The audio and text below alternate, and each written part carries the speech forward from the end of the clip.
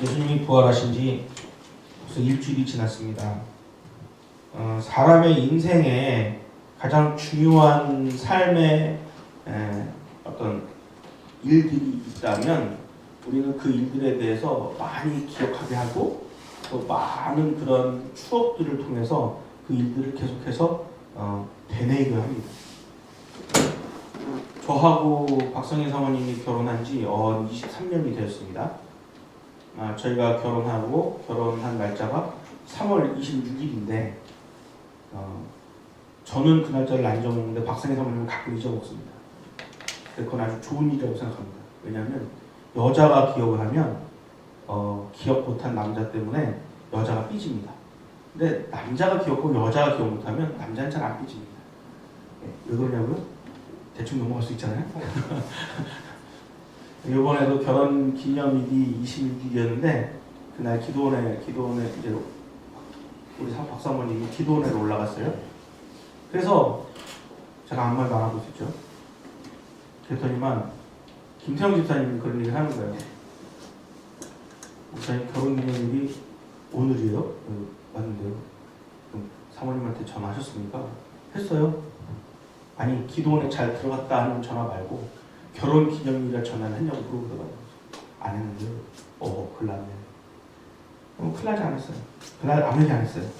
근데 기도원에서 딱 내려온 다음에 얘기했어요. 우리 결혼 기념일이 지났었는데 벌써 그랬어? 25일이야 26일이야 25일이야. 날짜를 기억 못한다는 거는 뭐 그렇게 중요한 건 아니에요. 그런데 중요한 건 결혼한 걸 잊어먹을 수는 없잖아요. 결혼을 언제 했는지 날짜는 중요하지 않아요. 그런데 중요한 건 결혼한 걸 잊어먹지 않아요. 성수 목사님이 결혼한 날짜는 몰라도 결혼한 것을 잊어먹을 수는 없습니다. 왜냐하면 결혼한 것에 대한 결과물이 나와 있거든요. 그게 누구냐면 예준이하고 예선이죠. 우리도 결혼한 것에 대한 결과물이 있죠. 연주 윤선님. 박상현 목사님은 결혼을 안 했기 때문에 결과물이 없습니다. 그런데 여기 있는 많은 사람들 중에 박상현 목사님 빼고는 우린 다 결과물이 있거든요. 우리 김태형 집사님도 성준이가 있고, 그죠? 우리의 부모님들도 우리들이 결혼의 결과물입니다. 예수님이 부활하신 날짜가 어느 날짜인지 별로 중요하지 않습니다. 제가 예배드리기 전에 동방교회는 오늘이 부활절이라고 이야기했습니다. 그런데 중요한 건 오늘이 부활절이든 지난주가 부활절이든 예수님이 부활한 날짜가 중요한 게 아니라 부활하셨다는 게 중요한 겁니다. 부활하셨다는 것이 왜 중요하냐? 부활했다는 건 결국 하나님의 아들이신 예수님이 완벽하게 인간이 아닌 하나님의 속성으로 돌아가셨다는 얘기입니다. 다시 하나님의 모습으로 변형되었다는 얘기죠. 그 얘기는 무슨 얘기냐면 하나님은 그의 아들 독생자를 우리에게 보내실 때 사람의 연약한 모습도 보게 하시고 신이 가지고 있는 하나님이 가지고 있는 영원한 생명까지도 소유하고 있다는 것을 완벽하게 보여주는 사건이기 때문에 예수님의 부활이 너무너무 중요한 사건이 되는 것이죠. 우리 인생의 가장 중요한 사건은 다 있겠지만 저는 여러분의 인생 가운데 가장 중요한 사건이 예수님을 만난 사건이 되기를 예수님의 이름으로 간절히 축원합니다. 왜냐하고요? 예수님을 만났다는 건 하나님을 만났다는 거 아니겠습니까? 하나님을 만났다는 것은 다른 것이 아니라 하나님과 동행하는 것이고 하나님이 보내신 예수 그리스도를 나의 구원자, 구세주, 그리스도란 이름 그 자체를 믿는다는 것이잖아요. 그렇기 때문에 우리 인생의 가장 중요한 사건은 바로 예수를 믿게 되는 것입니다. 옆에 계신 분들과 인사하겠습니다. 예수를 믿으신 것을 축하드립니다. 예수를 믿으신 것을 축하합니다. 예수 자체를 믿은 것이 아니라 예수를 그리스도로 믿은 것입니다. 그리고 예수가 그리스도 되심은 너무나 중요한 문제가 우리에게 되는 거예요. 근데 예수를 믿는 사람들이 제일 많이 하는 일들이 있습니다. 뭘까요? 예수님을 믿는 사람들이 제일 많이 하는 일. 뭐 그렇게 생각합니다. 예수님을 믿는 사람들이 제일 많이 하는 일들이 바로 예배입니다. 예배보다 더 중요한 건 뭐냐고요? 예수님 영광을 막 높이기 위해서 여러 가지 찬양도 하고 여러 가지 일들도 해요. 근데 예배를 제일 많이 드립니다. 아마 전 세계에서 예배를 제일 많이 드리는 사람들이 누구냐 그러면 예수를 믿는 사람들이 예배를 제일 많이 드릴 겁니다. 왜 그러냐고요? 여러분 뭐 가톨릭이든 유대교든 제사도 많이 드리는 것 같고 또 기도도 많이 하는 것 같죠? 아니 우리는 모이기만 하면 예배드리잖아요. 무슨 일만 있으면 예배드리잖아요. 카톨릭에서는 이사했다고 이사 예배 안 드려요. 그 우리 보고 배운 거야. 우리가 처음에 이사 간 사람들 이사 신방에서 이사 신방 예배를 드렸더니 그게 좋거든. 그러니까 카톨릭에서 그런 거 없었는데 그거 한 거야. 그리고 또 우리 또 뭐가 있어요? 출판 감사 예배. 도대체 나 그거 왜 하는 건지 모르겠지만 우리 서영수 목사님도 책을 이제 좀 있으면 낼 겁니다. 교수님이 되면 책을 내야 돼요. 제가 오늘 아침에 저희 집에 보니까 우리 침례신학대학교에서 만드는 논문집이 있습니다. 매 1년에 2번씩 내요. 춘추로 복음과 실천이라고 우리가 약자로 복실이라고 그러는데 복실이 복음과 실천 약자의 복실이 이 복실이가 저희 집에 57번, 58번 이렇게 같이 있더라고요. 근데 딱 보는데 문득 무슨 생각이 드냐면 조만간 서영수 목사 설교가 논문이 저기에 들어가겠지. 그런 생각이 드는 거야. 왜 그런 생각이 갑자기 들었을까? 하나님의 계시가 있는 거 아니겠습니까? 제가 서영수 목사님 기분 좋으라고 하는 말이 아니에요. 하나님이 그런 방법을 결정했다면 그 하나님의 결정을 자꾸 저에게 사인으로 보여주시는 거죠. 그럼 저는 뭘 하면 됩니까? 믿으면 되는 겁니다. 또 뭐 하면 됩니까? 기도하면 되는 겁니다. 안 된다고요? 안 되면 복식이 말고 다른 데 들어가겠지. 다른 학교에 논문집에 나올 수도 있을 것이고 어떤 날은 뭐 책 하나 들고 와가지고 나 이번에 책 하나 냈어요. 목사님 우리 그 성경상 탁 내면서 우리 출판 기념회 한번 해야 되지 않겠습니까? 다른 거 쓰고 있어요. 안 그럴 수도 있죠. 근데 중요한 건 그럴 수도 있잖아요. 그럼 출판 기념회 하면 출판 기념회를 합니까? 우리 대부분 목사님들이나 교회에서 하는 출판은 기념회는 기념회로 하지 않고 기념 예배를 드리잖아요. 가만히 생각을 해봤어요. 왜 이렇게 예배가 많을까? 예배의 전체적인 목적이 뭡니까? 예배의 전체적인 목적. 하나님께 영광 돌리는 겁니다. 출판을 한 것도 하나님께 영광 돌리는 것이고 이사를 간 것도 하나님께 예배를 영광 돌리는 것이고 하다못해 아이를 낳아서 출산의 기쁨을 맛볼 때도 하나님께 영광 돌리기 위해서 찬송을 부르고 목사님 불러다가 목사님 우리 아이를 위해서 축복기도 해주세요 하는 경우도 있단 말입니다. 그런 모든 일들을 우리가 하면서 하나님께 받고자 하는 게 뭡니까? 그런 모든 것을 하면서 우리가 뭔가 목적이 있기 때문에 하나님께 받고자 그런 예배들을 드리는 거 아니겠습니까? 축복이죠, 축복. 근데 중요한 건 그거는 1차적이고 아주 초짜 신앙의 사람들이 그렇게 얘기를 하는 거예요. 여러분 우리는 이미 받았습니다. 우리는 하나님께 다 받았습니다. 축복도 받았고요. 영원한 생명도 받았고 우린 죄사함도 받았습니다. 다 받았습니다. 왜 다 받았냐고요? 예수를 믿고 있잖아요. 예수를 믿고 있는데 다 받았는데 우리는 그럼에도 불구하고 예배를 통해서 더 받기를 소원합니다. 더 받고자 하나님께 영광 돌리려고 합니다. 그러니까 여러분 예배를 드릴 때요. 하나님께 뭘 받으려고 하지 말고 하나님과 함께 동행하고 하나님과 함께 있으면서 하나님께 영광을 드리기 위해서 예배를 드리고 싶습니다. 그때부터 우리의 인생이 바뀌고 우리의 삶의 모습이 바뀌고 우리가 가지고 있는 예배와 교회에 대한 생각이 완벽하게 달라집니다. 교회는 예배 드리는 장소만이 아니에요. 우리가 함께 모여서 교제도 하고 또 함께 하나님께 찬양 영광을 돌리기도 하고 심지어 우리 교회는 탁구를 치기도 하고 여러 가지 많은 일들을 해요. 그런데 거기에는 하나님의 영광이 하나도 드러나지 않는 것처럼 보여요. 그러나 하나님은 어느 곳에나 계시고 언제나 우리와 함께 계시다면 탁구공을 주스러 가는 우리의 모습 안에서도 하나님은 영광을 받으실 수 있다는 겁니다. 어떻게 하기만 하면 하나님이 그 영광을 받기로 결정하기만 하면 이게 되게 중요한 거죠. 그럼 하나님은 영광을 받기로 결정 안 하셨나요? 하나님은 영광을 받기로 결정을 하셨죠. 그런데 우리가 잘 이해를 못하는 거예요.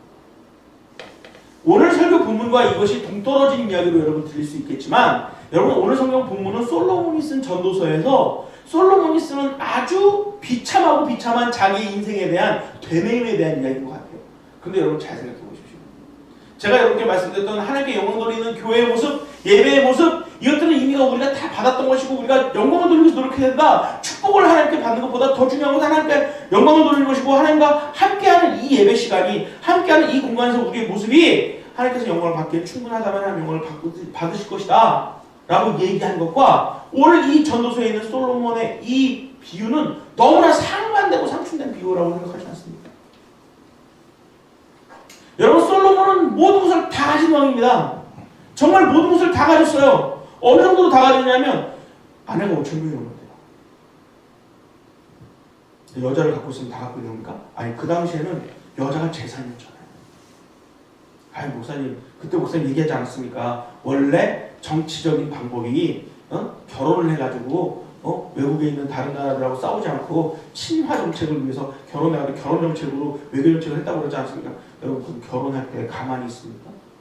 그 당시에 왕이 결혼하거나 각 나라가 둘이 결혼할 때도요, 나라와 나라끼리 왔다 갔다 하는 물건들이 있어야 돼요.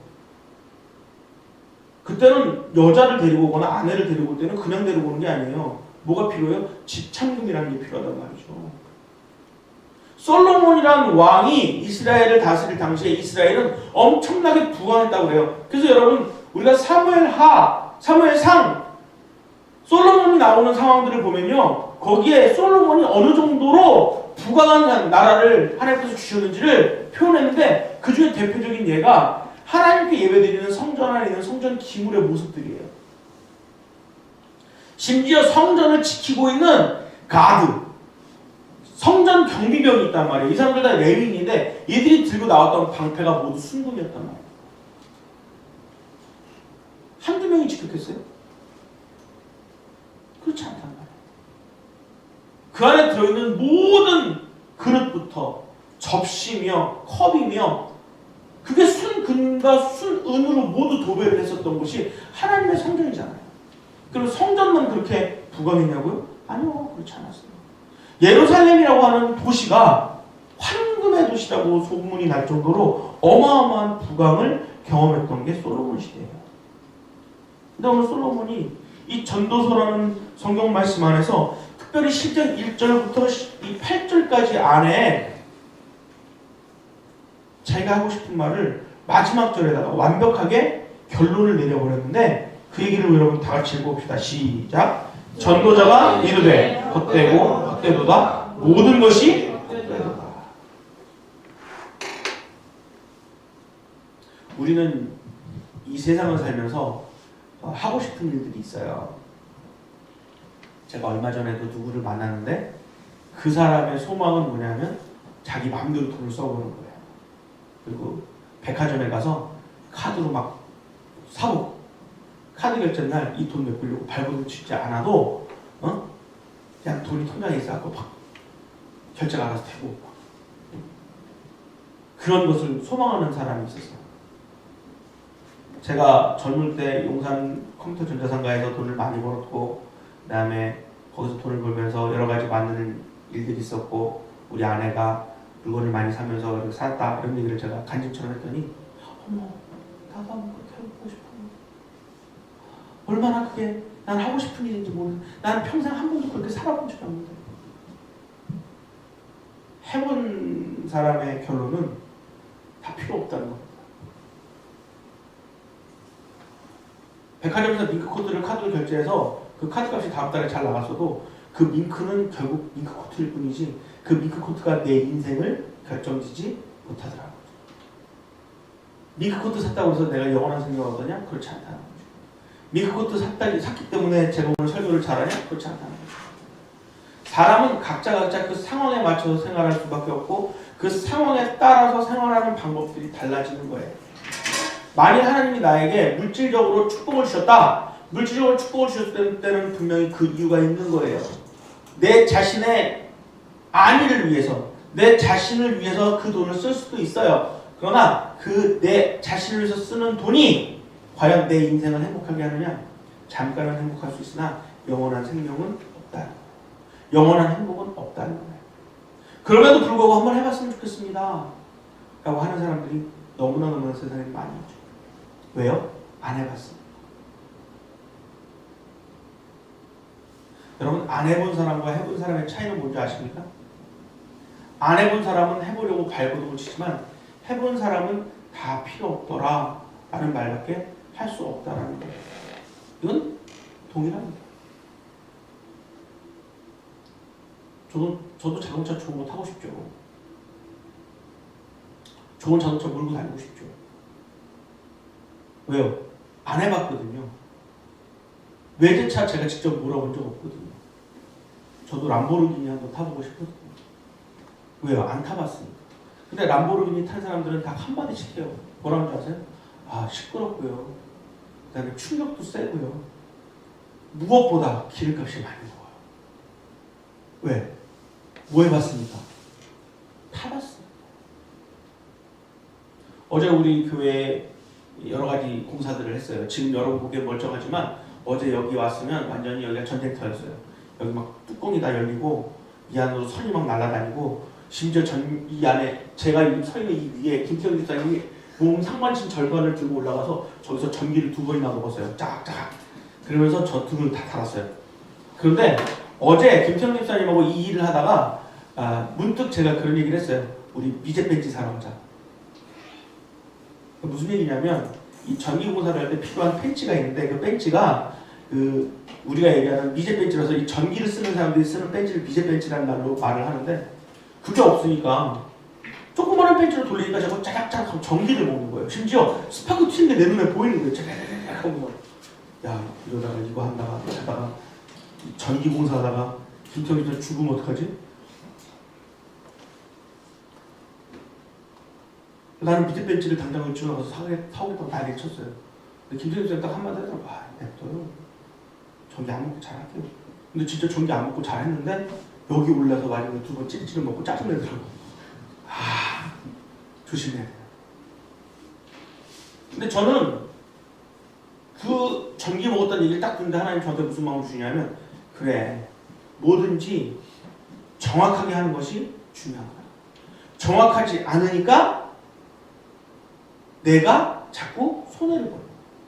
어제 집사님이 잘못해서 전기 먹은 게 아니에요. 그 전에 공사한 사람이 날림 공사를 해가지고 이상한 데를 뜯어버린 바람에 그쪽으로 전기가 쇼트나는 거예요. 그래서 가끔 저도 여기다가 도라이버를 대고 나사를 열리면 여기서 스파크가 팍팍팍 트더라고.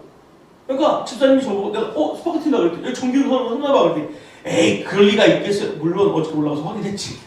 전기가 흐를 수밖에 해놨어 그렇게.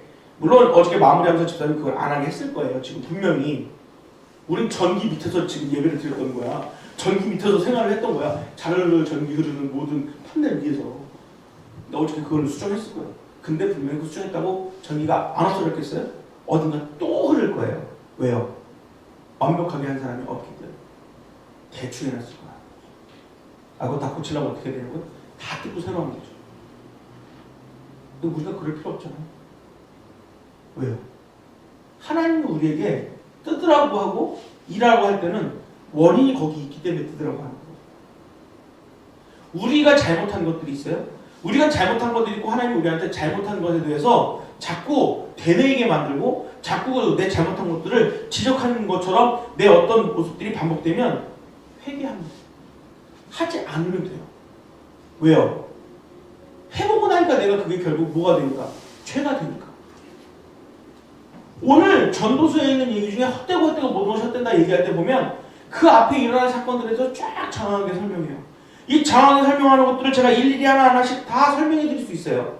왜 설명할 수 있느냐? 여기는 여러 가지 문제들이 들어있어요. 정치적인 문제도 들어있고요. 경제적인 문제도 들어있고요. 인간사에 대한 모든 문제들이 이 안에 다 들어있어요. 그런데 이 모든 문제들이 다 하나님 안에서는 헛되고 헛되다고 말하는 게 전도자의 메시지랍니다. 우리가 가장 소중하게 하다고 여기는 것들도 결국에는 흙의 재로 사라질 수밖에 없는 것들이라고 성경은 이야기하고 있다는 거예요. 그렇다고 한다면 우리가 진정으로 소중하게 여겨야 할 것은 뭐냐 하는 거예요. 나는 어떤 사람이냐 하는 거예요. 나는 어떤 사람이냐. 진정으로 가장 소중하게 여길 수 있는 것들을 내 소중한 보물로 챙길 수 있는 사람이냐 하는 거예요. 10장 1절에 보면 이렇게 나오죠. 너는 청년의 때에 너의 창조주를 기억하라. 곧 곤고한 날이 이르기 전에 나는 아무 낙이 없다고 할 해들이 가깝기 전에 해와 빛과 달과 별들이 어둡기 전에 비 뒤에 구름이 다시 일어나기 전에 그리 하라. 어떻게 하라고요? 너의 창조주를 기억하라. 왜 기억해야 되냐고요? 왜? 너가 젊은 시기는 잠깐이야. 그래서 너는 전제를 오늘 성경에서는 이 전도자가 정확하게 먼저 예시를 하고 있는 겁니다. 청년의 때의 창조주를 기억하라. 여러분, 청년의 때의 창조주를 기억하라 하는 이 메시지가 단순히 우리가 영적인 청년이고 우리의 머릿속은 자꾸 제가 40 중반이지만 아직도 19살, 20살 같은 생각을 갖고 있다고 해서 청년이라는 개념이 아닌 거예요. 여기서의 청년은 뭘 의미하냐면 우리가 살 수 있는 이 시대에 가장 하나님을 만나기 가장 좋은 시점, 하나님과 예배드리기 좋은 시점, 하나님과 교제하기 좋은 그 시점이 청년의 때라고 이야기하고 있다는 거예요.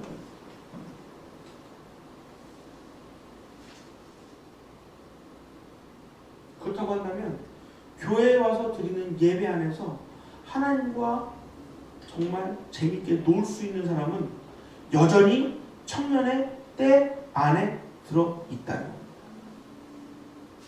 왜요? 교회가 예배하는 장소고 예배는 하나님과 함께 놀 수 있는 거라고 했잖아요. 노는 거라고 했잖아요. 노는 것도 청년이 잘 놉니다. 육신의 청년 때로 생각해보면 저랑 박상희 사모님이 20살 초반 때 만나가지고 열렬히 뜨겁게 사랑하면서 결혼했는데 우리 30살 중반 때까지 정말 밤새도 잘 놀았어요. 교회에서 2박 3일 새도 수련회도 우리 열심히 새면서 잘 놀았거든요. 요즘은요 하루만 여기서 철학이라고 가잖아요. 그 다음날 둘이 골고루해요. 아, 안 되나 봐. 우리의 육신이 안 되네. 그러면 우리 둘이 하는 얘기가 그거야. 살 좀 빼고 좀 스태미나 좀 올려서 다시 그렇게 해보자. 아니요. 살 빼고 스태미나 올려도 다시는 2박 3일 밤새는 걸 좀 못해요. 난 예전에 제가 중고등부 전도사 할 때도 그랬지만 중고등부 학생 때도 그랬지만 수련회를 가면 애들은 밤새 놀고 싶잖아. 근데 전도사님들은 자라고 그러잖아. 난 속으로 아니 수련회까지 오서 자꾸 자라고 그러면 수련회 왜 안 하고 난 그렇게 생각을 했어요. 근데 어느 날 내가 야 앉아? 빨리 자. 그 얘기를 내가 하고 있더라고. 어디 가서? 수련회 가서. 내가 밤새 노는 걸 좋아하던 사람인데 나는요 그 제 친구 중에 아주 유명한 애가 있었어요. 목사님, 담임 목사님 아들이었는데 어느 정도로 유명하냐면 걔는 콜라 1.5리터를 아무도 못 먹게 거기다 침 뱉어놓고 혼자서 원샷으로 마시는 애예요. 틀림 한 번 안 하고. 대단한 애잖아요. 키가 성수 목사님 정도 될 거예요. 키도 커요. 덩치도 커요. 걔는 살도 살이 많은 게 아니라 덩치가 커. 그러니까 쉽게 말하면 우리가 옛날에 그 뼈가 두껍다고 그러잖아요. 그런 느낌이에요. 근데 얘가 수련회만 가면 잠을 안 자요. 게임을 하면서 잠을 안 자는데 그 애랑 함께 노는 몇 명이 있거든. 한 10대 명 되는데 걔네들 때문에 모두 다 잠을 못 자요. 왜? 10명이 한꺼번에 다 노니까. 언제부터 노냐고? 수련회 가면 몇 시쯤 집회가 다 끝나요? 11시, 12시쯤 끝나죠? 그럼 그때부터 새벽 5시, 6시까지 놀아요. 그럼 우리가 일어나야 될 시간에 일어나서 큐티네이를 해야 될 그 시간에 일어나서 꾸벅꾸벅 졸다가 아침 먹고 자요. 그러면 아침 먹고 첫 번째 일반적으로 특강 시간이 들어있잖아. 그 시간은 자는 시간이야. 어떻게 자냐? 그냥 너무 좀 못 자지. 어떻게 자? 그렇지. 되게 열심히 공부하는 척 하고 자지. 응? 부르면 못 들어. 근데 그 친구가 노는데 내가 한번 같이 놀아봤어요. 야, 6시 금방 가요. 금방 가요. IM 그라운드 자기소개하기 이름 대기 뭐 이런 거 있잖아요. 장난. 2명 남아갖고 2명이서 20분 동안 하는데 우와 그 당근당근 그 4번 3번 그거 있잖아. 20분 동안 둘이. 근데 둘 남았어. 다 죽고 둘 남았어. 둘이 20분 동안 그걸 하는데 한 번도 안 틀리고 둘이 계속 하더라고. 그러니까 나중에 남아있는 사람들이 뭐라냐면 야 둘 다 이긴 걸 해. 그랬더니 둘이 몰려서 승부에다가 아니 다시 시작. 다시 또 20분 하는 거.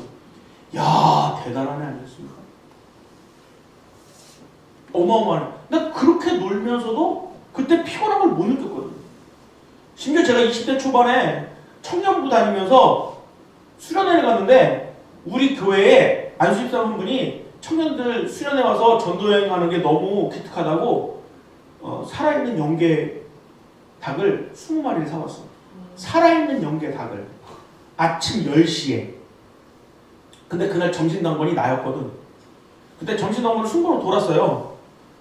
점심당번이 난데 그걸 20마리 사다 주면서 하는 말이 뭐냐면 두 가지를 요구하는 거예요. 첫 번째는 닭 쓸개를 떼어줄 거. 이 살아있는 닭을 잡아서 내장을 갈라서 뺄 때 닭 쓸개를 떼어줄 것. 나 그래서 그걸 어디다 쓰나 그랬더니 한쪽에는 닭 쓸개를 들고 한쪽에는 소주 반잔을 들고 담임 목사님을 찾아다니며 뛰어다니며 담임 목사님을 찾아다니는 거예요. 왜 그런가 그랬더니 이 닭 쓸개 하나면 곰 쓸개에 4분의 1 효과를 내네.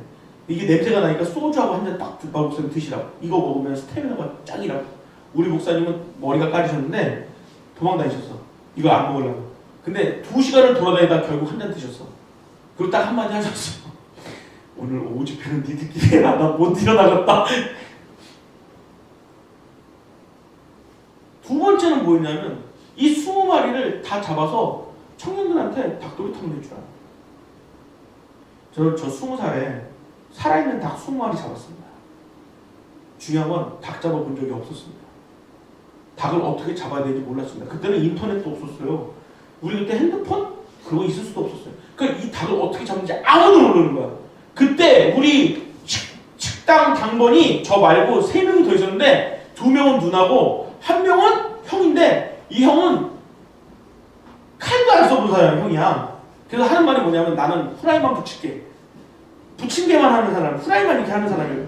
그 칼질은 누가 해? 나하고 누나들이 해야 되는데 누나들은 다 이 살아있는 동물을 못 잡겠다는 거야. 그래서 어떻게 해? 내가 잡아야지. 그래서 내가 빨리 물어봤어요. 이거 어떻게 잡아요? 뜨거운 물을 빨리 끓이래. 왜요? 닭 털을 뽑아야 돼. 근데 나는 닭 잡은 다음에 털을 뽑는 건 줄 알았지. 몰랐지. 나중에 얘기를 듣고 보니까 닭을 죽인 다음에 닭 털을 뽑을 때 뜨거운 물에 넣는 거래. 나는 닭을 뜨거운 물에 넣으면 죽는 줄 알았어요. 뜨거운 물 끓자마자 한 마리 넣었는데 이게 열이가 띄네? 어떻게 해? 다시 잡았지? 근데 이미 뛰었는데 살아있는데 털은 다 빠졌어. 아 그렇잖아. 내가 걔를 얼마나 고통스럽게 했겠어. 나도 나중에 생각해보니까 너무 고통스러운 거야 얘가. 얘를 빨리 죽여야 되겠다. 그래서 딴 놈들은 다 놔두고 얘를 일단 어떻게 보면 죽이자 그래가지고 닭을 모가지를 비틀었어요. 근데 옛날 말이 딱 틀리잖아. 닭 모가지를 비틀어도 새벽으로 와. 무슨 얘기냐면 닭이 모가지가 비틀어졌는데 닭이 뛰어다니네. 목이 비틀어진 상태로 뛰어다니는 거야. 야 이거 큰일 났어. 어떡해. 그래가지고 안 되겠다. 이 닭을 목을 자르자. 그래서 다리를 잡고 닭 목을 내놓고 형 닭 머리만 잡아. 그래서 내가 이걸 칼로 딱 잘랐어요. 그럼 난 죽을 줄 알았지. 어메 닭다리를 뛰니까 또 뛰네. 그것도 피를 쫙쫙쫙 뿜으면서 또 뛰어. 야 이걸 어떡해. 그러니까 보다 못한 그 교회 저희가 전도 여행 갔던 교회 집사님 한 분이 오더니 아이고 밥 먹기 힘들겠다 그러더니 닭 잡는 거 그때부터 설명해 주는 거야. 닭 목을 자르는데 딱 잘라갖고 다리를 딱 잡은 다음에 절대로 놓지 말래. 날개하고 다리 그걸 딱 놔두면 피가 내려간다는 거야. 그때까지 놔둬야 된다는 거야. 아니 그걸 알아야지 그거를. 오늘 설교가 너무 심각하게 너무 노련하죠? 그런데 중요한 건 하여튼 그래가지고 20마리 다 잡았어. 그 다음에 무슨 일이 있었냐고요? 청년들은 닭도리탕을 먹었죠. 저는 1시 반부터 4시까지 뻗어가지고 못 일어났죠. 이 얘기를 왜 하냐면 그때는 그렇게 잡아도 스태미너가 그래도 2시간 3시간 자빠졌어도 일어나면 멀쩡했다고. 네? 그리고 청년의 때는 뭐든지 할 수 있다고. 그때는 다 했다니까 몰라도. 근데 중요한 건 그때 그거를 하기 위해서 간 건 아닌데 그걸 한 게 지금까지도 머릿속에 남잖아요. 닭 잡았던 게 머릿속에 남잖아. 우리가 청년의 때에 하나님을 기억한다는 건 결국 우리 평생에 우리가 하나님을 만난 것을 기억할 수 있다. 기억해야만 한다는 거예요. 근데 이거는 의무도 아니고 책임도 아니에요. 우리가 하나님을 믿기로 결정하면 하나님을 청년의 때에 믿기로 결정해서 하나님을 제대로 믿으면 우리는 어떻게 할 수 있다? 평생 하나님을 만난 것을 기억할 수 있다는 거예요. 간접으로 닭 잡은 얘기를 너무 오래 했던 여러분이 나를 노력이라고 쳐다보는데 걱정하지 마요. 그 다음 사람 잡았으니까. 우리가 청년의 때 하나님을 기억해야 하는 이유가 바로 그거예요. 내 자신이 너무 나를 잘 아는 거예요. 나는 아주 중요한 이슈가 내 인생에 딱 펼쳐지면 그 이슈를 잊어버리지 않는 거예요. 내가 어떤 것을 경험했는데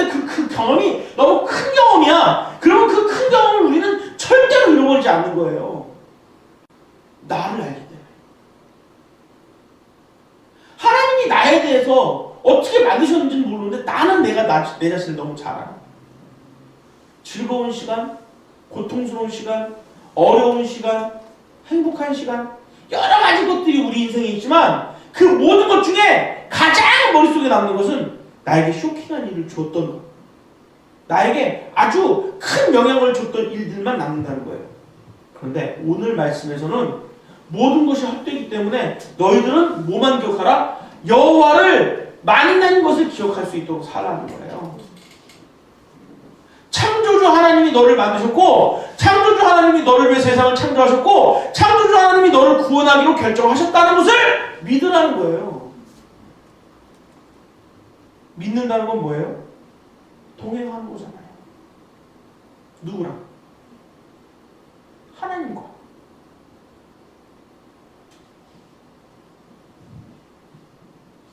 이 뒤에 3절부터 7절까지, 6절까지는요, 이 종말이 어떻게, 이 지금 살고 있는 이 시대가 어떤 종말의 시대상으로 살고 있는지를 아주 극명하게 보여주는데, 이게 벌써 2000년 전 얘기예요. 근데도 지금과 똑같아요. 보세요. 해와 빛과 달과 별들이 어떻게 사는, 이거 무슨 얘기예요? 하나님이 주신 이 빛을 내는 생명들이 빛을 잃어버린다고. 우리 미세먼지만 나오면 햇빛이 사라져. 이때도 미세먼지가 있었나 봐? 아니, 이런 일들이 생길 거라는 거예요. 그리고 또 비 뒤에 구름이 다시 일어나기 전에, 비 뒤에 구름이 일어난다는 건 무슨 얘기냐면요, 이 얘기는 비가 엄청나게 많이 올 때는 해가 가려져서 보이지 않는다는 얘기예요. 왜요? 일단은 건기 우기가 있었잖아요. 요즘도 우리나라도 이제 건기 이렇게 얘기해야 될 때가 오나 봐. 비가 한 번 오면 며칠 동안 계속 오고, 안 오면 안 오고 뭐 이렇게 오더라고. 심지어 그저께 저녁 때였나? 금요일 저녁 때는 눈이 폭설처럼 내렸어. 진짜 겨울처럼 내리더라고. 밤에 12시부터 2시 사이에. 제가 기도원에 전화했더니 기도원은 아예 눈이 쌓였어. 어마어마하게 왔거든요. 우리도 한번 뭐가 내리면 그렇게 막 내려. 이스라엘 그런 나라 아님에도 불구하고 지금 솔로몬은 자연의 문제가 생기는 일들이 생길 거라는, 우리 안에. 우리 인생 안에 자연적인 문제, 하나님 만드신 이 자연이 창조의 질서를 위배하게 되고 흔들게 되고 아주 어렵게 생활하는 시기가 올 거라는 거예요. 그러기 전에 여호와 창조주를 기억하라. 창조주 여호와를 기억하라. 또 그런 날에는 집을 지키는 자들이 떨 것이래. 여기서 그런 날에는 어떤 날이냐면 자연적으로 흔들리는 인생들이 되는 이 시기에는 집을 지키는 자들이 떨는. 이 집을 지킨다는 게 어떤 건지 아세요, 여러분? 집을 지킨다는 거? 집을 누가 지켜요? 이 당시엔 여자가 지키지. 모든 연약한 존재들이 두려움에 떨게 된다는 얘기예요. 이건 단순히 여자들만 이야기하는 게 아니에요. 집을 지킨다는 것은 보호하고 방패, 보호하는 것들이 필요한 자들이 있다는 거예요. 이들이 떤다는 거예요. 왜? 자연재해가 무서우니까. 비만이 오면 집에서 나가야 돼, 안 나가야 돼요? 이불 밖으로 위험해? 네. 아니 근데 진짜로 그러잖아요. 지진이 나든 뭐하든, 우리나라는 지진 나면 바깥으로 나가라고 안 그러고 집에 있으라고 그러는데, 여러분 지진 나면 바깥에 나가야 됩니다. 딴 데로 가야 됩니다. 어디로 가야 되냐면 아무것도 없는 평지로 가야 돼요. 집에 살아가. 근데 중요한 건 우리나라에 평지에 별로 없습니다. 네. 우리나라는 지진 한 번 나면 문제가 심각해질 겁니다. 아파트를 하도 뭐라고요? 아니요, 집에 있으라고 안 그런다. 요즘은 좀 바뀌었나 봐요. 아니 근데 얼마 전까지도 그런 일이 있었어요. 뭐 예를 들어서 건물 안에 지진 흔들리면 이런 책상 밑으로 기어 들어가요. 그러니까 그 흔들릴 때는 있다가 잠시 멈췄을 때 빨리 나가야 돼요. 네. 그래요. 그게 지진 요령으로 가르쳐요. 중요한 건 그런 요령들을 가르쳐도 결국에는 사람은 두려워서 떨면 못 움직인다고. 그것 때문에 죽는 사람들도 있잖아요. 또 그 밑에 뭐예요? 힘 있는 자들이 구부러진대요. 이 힘은 내 개인적인 힘들, 사람들의 개인적인 힘들을 얘기하는 거예요. 이 힘이 아니라 권력 혹은 권리를 행사할 수 있는 사람들의 힘도 포함이 돼요. 그 힘이요, 여러분 끝까지 못 가잖아요. 이번에 뉴스 보셨잖아요. 우리나라는 대통령이 되려면 아마도 대통령이 끝난 다음에 무조건 감옥소에 들어가야 대통령을 할 수 있나 봐. 한 명도 대통령이 감옥에 안 들어간 사람이 없어. 내가 보니까. 이승만 대통령만 안 들어갔나? 나머지는 다 들어간 것 같아. 박정희는 들어가기 전에 죽었으니까 어쩔 수 없고, 전두환도 들어갔었고, 노태우도 들어갔었고, 김영삼도 들어갔었고, 김대중도 들어갔었고. 김대중은 안 들어갔나? 그냥 벌금 내고 끝났나? 노무현도 들어가기 전에 자살했고, 이명박 집어넣고, 박근혜 집어넣고, 그러면 문재인도 들어가겠네. 안 들어가도 돼요. 안 들어가는 게 좋은 거죠. 근데 우리나라는 대통령 되는 게 나중에 감방 들어가려고 가는 것 같아요. 이게 이상하잖아요.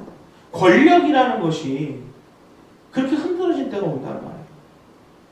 어떤 나라의 대통령만 끝나면 다 들어가요. 미국은 대통령 끝난 다음에 뭐 하는 줄 아세요? 세계의 평화사절단으로 뛰어다녀요.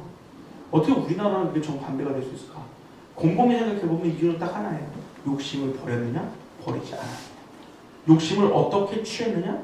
어떻게 버렸느냐. 이 차이인 것 같아요.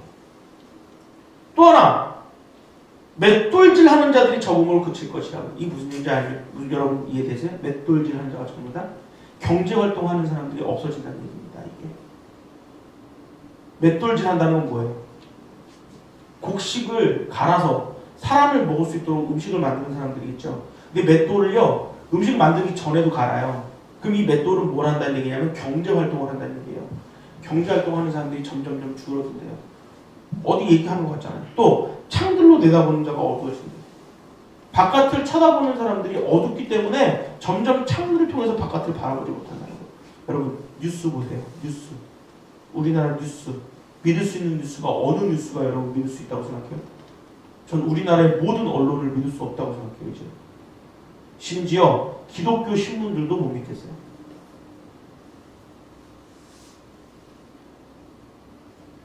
우리가 바라보고 있는 시각을 어둡게 만드는 게 너무 많다. 4절 길거리 문들이 닫혀질 것이며 무슨 얘기예요 이게? 길거리의 문이 뭘까요? 상가, 상점. 또 다른 사람들 집 들어갈 때 여러분 문 들어갈 수 있어요? 옛날에는 어느 집이든지 벨룰룸 다 나왔어요. 요즘 한 끼 줍쇼라는 프로가 있는데 그 프로 보면은 얼마 전에 왕십리 뉴타운이 나왔어. 왕십리 뉴타운 가니까 거긴 아파트밖에 없더만. 아파트에 가서 벨을 누르는데 어디서 벨을 눌러요? 집안에서 눌러요? 아니요. 시작 스타트부터 눌러야 돼. 내가 몇 호에 있는지 다 랜덤으로 찍어가지고 버튼을 누르고. 문이 닫히는 거예요. 옛날에는요, 교회에서 전도 나가면요, 아파트 5층부터 1층까지 내려다니면서 그냥 집마다 문고리 전도. 그 요즘도 나온지 모르겠어요. 문고리 거는 전도지가 있었어요. 요즘 안 만들 거야, 아마. 왜? 아파트에 걸 수가 없어. 우리는 짜장면, 우리가 전도로 나가면 우리가 짜장면 배달보다 못한 사람들이 됐어요. 아니, 어저께 박사님 한번 그 얘기했다. 야쿠르트 배달 아줌마보다 못한 존재가 됐다. 야쿠르트 배달 아줌마는 어디든지 다 들어갈 수 있다며. 프리패스네. 조폭들 사무실부터 청와대도 들어갈 수 있는 유일한 사람이 야쿠르트 아줌마라며. 뭐 없이, 보안카드 없이. 뭐만 있으면 돼요? 전동 카드하고 야쿠르트 아줌마 모자만 있으면 들어갈 수 있는 거예요. 우리는 야쿠르트 아줌마 열심히 사는 아줌마를 평가절하려는 게 아니라 전도하고 복음을 전하는 사람들이 그 정도 수준도 안 되는 거지. 저는 야쿠르트 아줌마들 사랑합니다. 그들의 노력과 수고를 언제든지 지지합니다. 그 다음 맷돌 소리가 적어질 것이며 이건 아까 얘기했어요. 맷돌 가는 사람들이 없으니까 맷돌 소리가 적어지겠죠. 경제활동은 점점 없어진다는 거예요. 새 소리로 말미암아 일어날 것이며 이게 무슨 얘기일까요? 새 소리로 말미암아 일어날 것이며 경제 능력이 없다 보니까 아침에 일 때문에 일어나는 사람이 없는 거야. 그냥 자다가 일어나는 거야. 자다가. 아, 일찍 일어날 때가 됐겠지. 새가 우는 거죠. 이런 사람들은 필리핀 가서 살면 안 돼요. 필리핀은 24시간 내내 울거든, 닭이. 새벽 1시부터 12시까지, 밤 12시까지 계속 울어요. 30분만 한 번씩. 그래서 우리가 필리핀 선교 가면은 거기 가가지고 닭 잡아먹으려고 내가 얼마나 노력을 했는지 몰라요. 저 놈의 닭을 한번 잡아먹어야지. 근데 그 닭이 싸움 닭이네. 툭에 그냥 잡아먹지도 못해. 30분마다 여러분 닭 우는 소리 잠도 못 자요. 근데 그건 뭐 농담이지만 여기 있는 얘기대로 따지면 새의 소리로 말미암아 일어난다. 결국은 내가 일찍 일어날 목적의식이 없기 때문에 그냥 계속 누워서 산다는 거야. 이런 사람들을 뭐라 무기력한 사람이라고 해요. 또 음악하는 여자들은 다 여기서 음악하는 여자의 개념 여러분 잘 이해해야 돼요. 이 당시에 음악하는 여자들은요 어떤 사람들이냐면 이방인에게 제사, 그러니까 이방신에게 제사 지내는 여자들도 음악을 해요. 또 이 여자들은 어떤 여자들이냐면 하나님께 영광 돌리는 찬양을 부르는 사람들도 음악을 해요. 근데 음악하는 여자들이 쇠해진대요. 무슨 얘기예요 이게? 음악하는 여자들이 쇠해진다는 거 그냥 아주 쉽게 생각하면 아까 얘기했죠. 연약하고 보호받는 사람들이 집안에서 나올 수가 없다고. 바깥으로 나돌아다니고 바깥으로 돌아다니는 사람들이 줄어든다는 얘기예요. 이 말이 그래요. 그 다음 또한 그런 자들은 높은 곳을 두려워할 것이며 길에서는 놀랄 것이며 살고 나면 꽃이 핀다. 그럼 살고 나면 꽃이 핀다는 건 개념도 뭐예요? 여기서 살구나무가 꽃이 핀다는 얘기는요. 살구나무가 아무데나 꽃이 핀다는 얘기예요. 원래 살구나무는 꽃이 피는 시기가 정해져 있죠. 그런데 살구나무가 아무데나 꽃이 핀다는 얘기예요. 무슨 얘기예요? 이제 점점 자연이 어떻게 된다고요? 무너지고 하나님의 질서가 무너지고 사라진다는 말이에요. 메뚜기도 짐이 될 것이며 메뚜기가 왜 짐이 돼요? 메뚜기는 원래 짐이에요. 이 당시에. 근데 여기서 메뚜기가 짐이 된다는 얘기 왜 할까요? 더 많이 메뚜기가 창궐하게 와서 그나마 남은 곡식까지도 다 갉아먹는다는 얘기예요. 정욕이 그치니 이 정욕이 뭘까요, 여러분? 우리가 알고 있는 그 정욕일까요?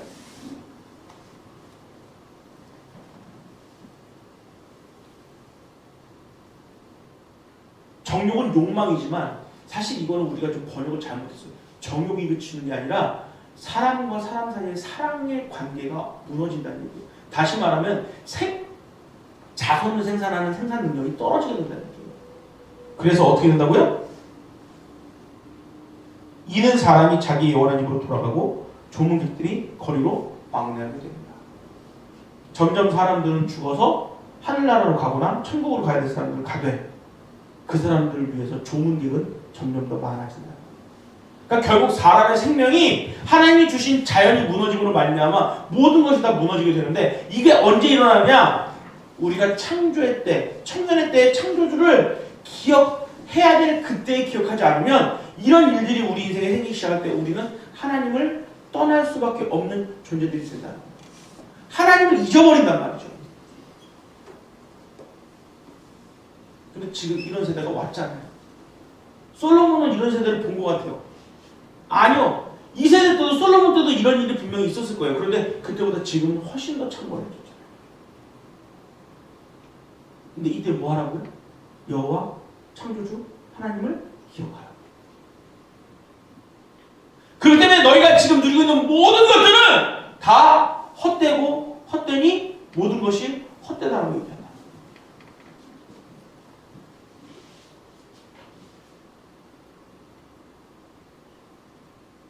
종말에는 7절처럼 된다는 거예요. 흙은 여전히 땅으로 돌아가고 영은 그것을 주신 하나님께로 돌아가기 전에 기억하라. 결국 영은 하나님께로 돌아가게 될 것이고 흙은 완전히 흙으로 뒤집어 엎어져서 다시 흙으로 돌아간다는 겁니다.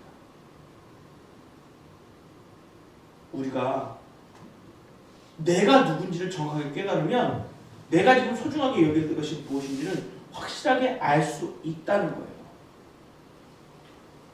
여러분이 가장 소중하게 여기는 것이 무엇입니까? 그거요?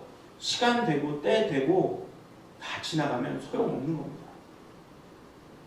지금은 나에게 가장 소중한 물건이고 가장 소중한 것일지 몰라도 결국 그것이 내 것이 아니라는 것을 여러분 꼭 기억하십시오. 그리고 평생 그것을 가져갈 수 없어요. 여러분 진시 황제가 중국에 진시 형제가 자기가 죽기 전에 자기가 죽을 무덤을 만들었어요. 근데 진시 형제가요 어떻게 했냐면 내가 죽어서도 내가 지금까지 누리던 모든 권력을 가지고 죽겠다 그래가지고 병마용을 만들어서 다 묻었습니다. 그 병마용을 왜 만들었냐고요? 죽어서 내가 가는 황천길까지도 너희들이 나를 보호하라는 의미였어요.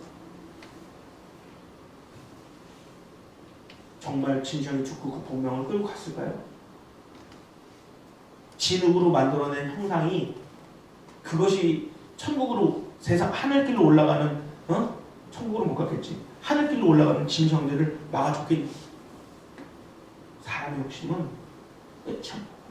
심지어 죽기 싫어서 불로 장생의 약을 찾기 위해서 전 세계를 돌아다녔다고 하잖아요. 신하들. 근데 여전히 진시황제가 살았나요? 흙에서 난 것은 흙으로 돌아가요. 그러니까 여러분 람보르기니 샀다고 좋아하지 마. 그거 무덤에 넣어서 갖고 갈 수는 있어도 천국 가면 람보르기니를 못 타. 제가 지난번에 한번 설교할 때 천국에 가면 맛있는 음식 먹는 것 때문에 고민하지 않을 거다 막 이렇게 얘기를 했어요. 그때 어떤 목사님이 설교를 하다가 그 동방에서 설교를 그렇게 하시더라고요. 여러분 천국에 가면 맨날 먹고 놉니다. 왜 그런지 아십니까? 천국은 축제가 날마다 열려지기 때문에 그렇습니다. 축제는 먹는 것 빼면 시체라는 생각이 드는 그런 설교였어요. 축제는 먹는 게 중요한 건 아니죠. 음식물을 먹는 것이 중요한 게 아니에요. 그러면 천국에 있는 사람들 그렇게 많이 먹으면 맨날 다이어트 해야 되게? 목사님 먹어도 살을 찔 수도 있지 않을까요? 난 천국에 아까 봤을 줄 모릅니다. 그러나 중요한 건 먹는 즐거움이 세상 사람들에게 가장 좋을지 몰라도 그 즐거움보다 더 좋은 즐거움이 있으니 그것은 무엇이냐? 하나님 여호와 하나님과 함께 동행하는 인생을 경험하는 것이에요. 네. 내가 천국 가고자 하는 이유는 딱 하나라고 했잖아요. 그때 여러분한테 설명 안 했습니까? 기억나지 않아요? 가다가 베드로 있으면 베드로 안녕! 내가 너 때문에 그래도 예수 믿고 어떻게 살았는지 알았잖아. 야 나도 옛날에 기도하는데 하나님이 나한테 피타라 인정을 줬어. 그래? 응? 잘했어? 야 우리 바울한테 들어가볼까? 거기 가서도 나는 죄인 중에 괴수라고 소리 지르고 살까? 바울이? 어서 오십시오. 환영합니다. 예수님 우편에 누가 앉아 계실까? 하나님 보좌 우편에는 예수님이 계시니까 예수님 보좌 우편에 누가 있을까? 이런 거 고민 안 돼? 궁금 아니야? 난 그런 거 되게 궁금해. 천사가 막 날개짓 하면 왔다 갔다 한다 그러잖아. 그러면 천사 털 뽑아가지고 그걸로 이렇게 펜 써보면 글씨가 써질까? 이런 거 나 그럼 되게 궁금해. 천사가 날아다닐 때 털은 안 빠질까? 뭐 이런 거 되게 이상한 거 궁금하죠? 근데 중요한 건 난 그런 게 궁금해. 천국에 가면 하나님은 도대체 어떤 모습으로 계실까? 옛날에 하나님의 형상은 좀 사람들이 다르게 여겼다고 그래요. 근데 그 이스라엘 사람들, 유대인들은 하나님의 형상에 대해서 어떻게 생각하냐면 하나님은 완전한 사람이기 때문에 하나님은 이런 형상을 갖고 있을 거라고 생각을 했대요. 뭐냐면 털이 많고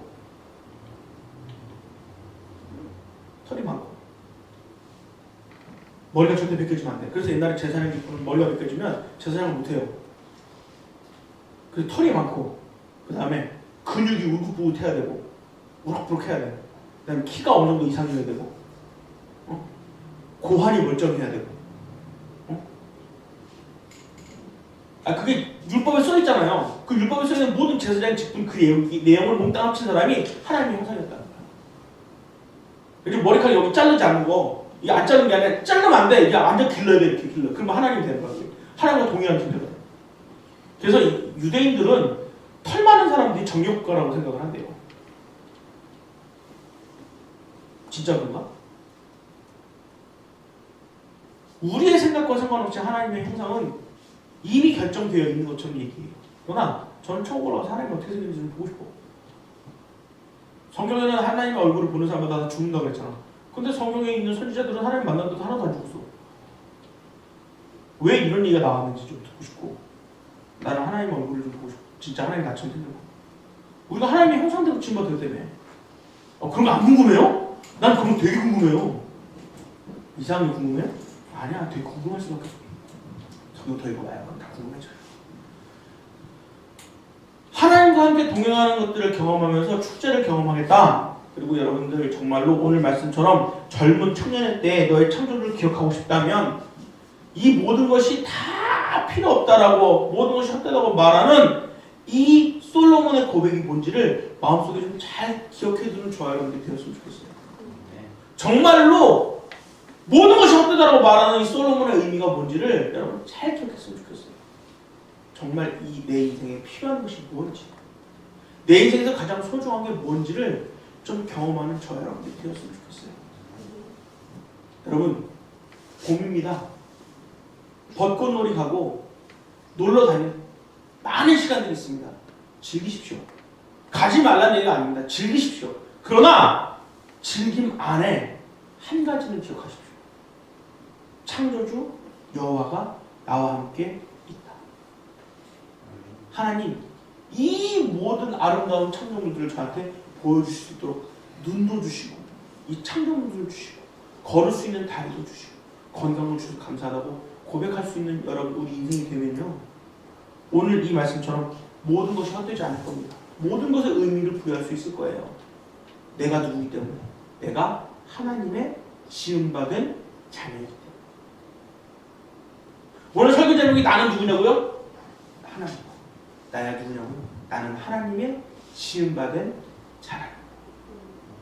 그걸 잊어버리지 않으면 오늘 이 솔로몬의 전도자의 마지막 메시지, 헛되고 헛되니 모든 것이 헛되다는 이 말이 우리에게는 절대로 쓰여지지 않을 겁니다. 주님과 동행하시고 하나님과 함께 예배함으로 말미암아 주 앞에 영광을 돌리는 놀라운 인생을 사는 저와 여러분들이 되기를 예수님의 이름으로 간절히 축원합니다. 기도하겠습니다. 하나님, 그렇습니다. 솔로몬은 하나님께서 주신 그 모든 것